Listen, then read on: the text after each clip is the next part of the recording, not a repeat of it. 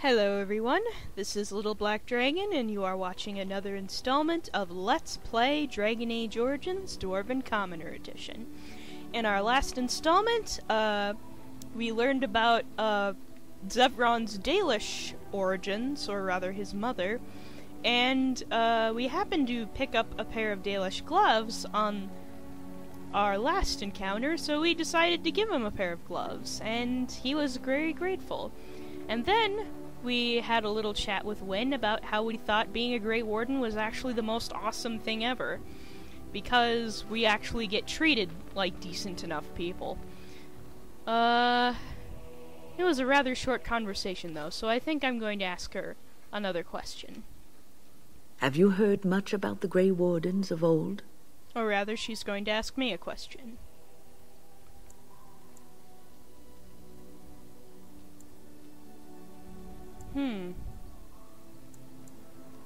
Only what I've heard in the old tales. It was said that watching the Wardens ride in on their white griffins was enough to rouse a weary heart and put the dance back in the step of an old man. The Grey Wardens were powerful, feared and respected, but they also inspired the common people. I remember a tale that was told to me many years ago. Go on. The blight had ravaged the land for months, and the armies of the great kings had amassed for one last stand. As the sun burst through the clouds that boiled and churned in the dark sky above, it illuminated a vast, seething horde of darkspawn, with the archdemon at its head. And it was then, when courage seemed to fail, and all lost to death and despair, that the Grey Wardens came. They arrived with the beating of wings like mighty war drums and stood before the armies of men.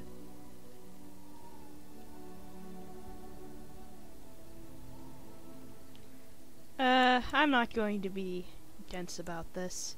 And what happened then? The Grey Wardens, grim and fearless, marched forth, ever between the men and the encroaching darkspawn. They formed a shield of their own bodies and held that line until the archdemon was dead and the last darkspawn lay trampled in the dirt. And then, demanding neither reward nor recognition for their sacrifice, the Grey Wardens departed. When the clouds finally rolled back and the sun shone full upon the blighted ground, the great kings knew that they had lost no men, and none of their blood had been spilled.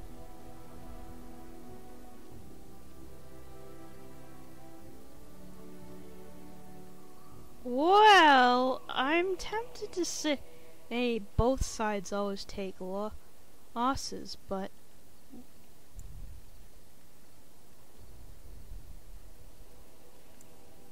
I'm guessing this didn't actually happen. But if so, when did it? This is a tale about no battle the Grey Wardens have fought, and yet about them all. They have always defended us from the Darkspawn, taking losses so we do not have to.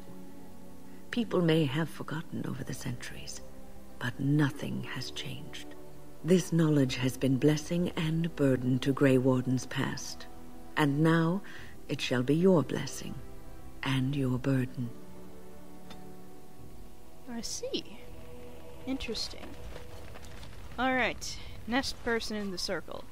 Leliana? I was just thinking about what happened to the elves, and I'm reminded of a song sung to me many years ago. It was when my mother died, and this wise elven woman comforted me and told me that we shouldn't fear death or hate it. Death is just another beginning. One day, we must all shed our earthly bodies to allow our spirits to fly free.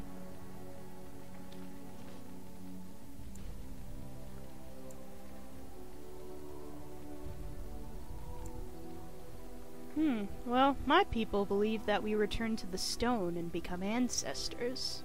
And thus you embark upon another journey. Death is just the gateway.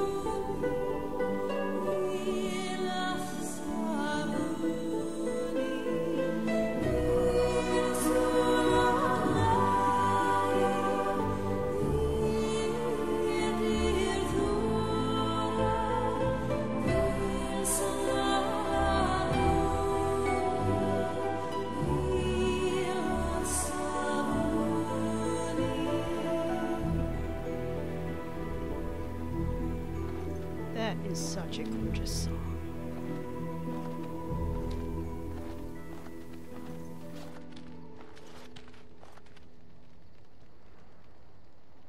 Interesting.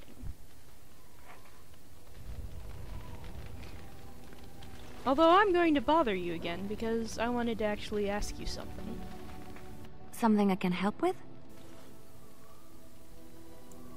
I'd like to talk to you about something. Yes? What's on your mind?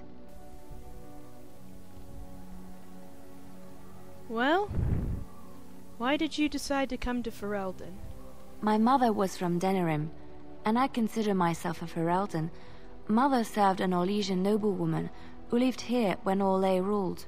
When Orlais was defeated, and the common folk began to resent the presence of any Orlesian, the lady returned to Orlais. She took my mother with her. I was born in Orlais, and did not set foot in Ferelden till much later. Mother was always telling me stories of her homeland. I think she missed it.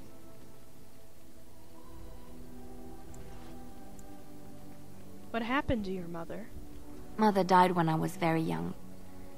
Lady Cecily let me stay with her. I had no one else. She was quite old then, and she had me study music and dance to entertain her. It is unfair that I have more memories of Cecily than my mother. Well, you were young. It's understandable. I mean, I have no memories of my father. Strangely, the only thing I really remember of Mother was her scent. She kept dried flowers in her closet amongst her clothes.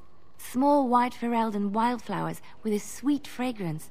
Mother called them Andrastis Grace. They were very rare in Orlais. But enough about that. Let us move on. Alright, and Leliana approves +1. Alright. Next on the docket, we have Alistair. Your desire is my command. Indeed. I have some questions. Of course. Well, what changes about you after the joining? You mean other than becoming a Grey Warden? I mean, what changes physically? You know, I asked Duncan this too, and all I got was, "You'll see." Just try that line on me. I have other lines for you. Trust me. Oh, it's not that Duncan wants to keep it a secret. It's just that the Grey Wardens don't discuss it much. I gather it's not a pleasant topic.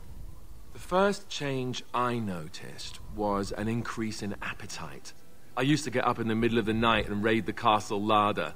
I thought I was starving. I'd slurp down every dinner like it was my last. My face all covered in gravy. When I'd look up, the other Grey Wardens would stare, then laugh themselves to tears. I haven't felt anything like that. Really? Because I was watching you wolf down food the other day, and I thought, ooh, it's a good thing she gets a lot of exercise. What can I say? I'm a growing girl. I'll say.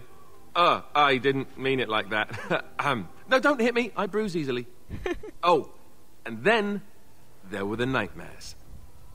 Duncan said it was part of how we sense the Darkspawn. We tap into their, well, I don't know what you call it, their group mind. And when we sleep, it's even worse.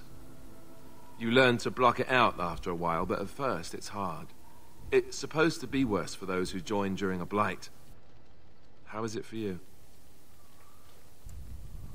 Nightmares.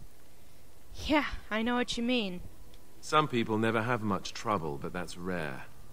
Others have trouble sleeping their entire life. They're just more sensitive, I suppose. Everyone ends up the same, though. Once you reach a certain age, the real nightmares come.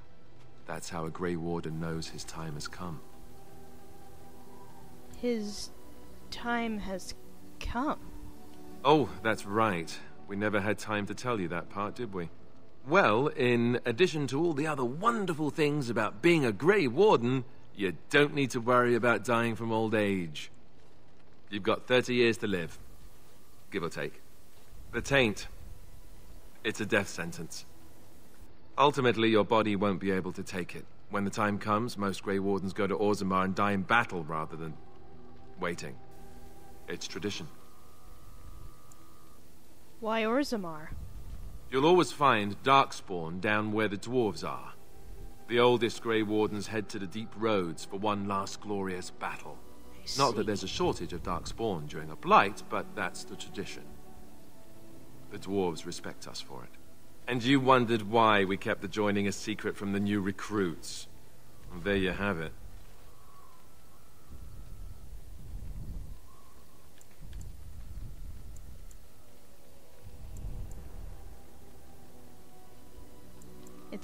Well, I do feel a bit betrayed that they weren't upfront about that, but it does seem like quite a high price to pay. I suppose it is. We're the only ones who can stop the blight, however. Is there a price too high to pay for that? You know, Duncan, he started having the nightmares again. He told me that in private. He said it wouldn't be long before he'd go to Orzammar himself. I guess he got what he wanted. I just wish it had been something worthy of him. He will be remembered, Alistair, as will the others. I know. Ending the blight should make this all worthwhile, right? No. It's alright, Alistair. Everything will be fine. Hey, Sten, what's up? You called. I have a question. I am hardly surprised. Do you find Ferelden very strange? To put it lightly, no one has a place here. Your farmers wish to be merchants. The merchants dream of being nobles, and the nobles become warriors. No one is content to be who they are. I think we actually had this conversation. Never mind. Very well. I wanted to discuss something you mentioned? Speak, then. That's enough for now. Then I suggest we move on. Dang it. Well, I guess I actually have to have him in my party every now and again, and if I want to get more conversations out of him. But we do have his personal quest that we need to take care of too, so we should probably take care of that.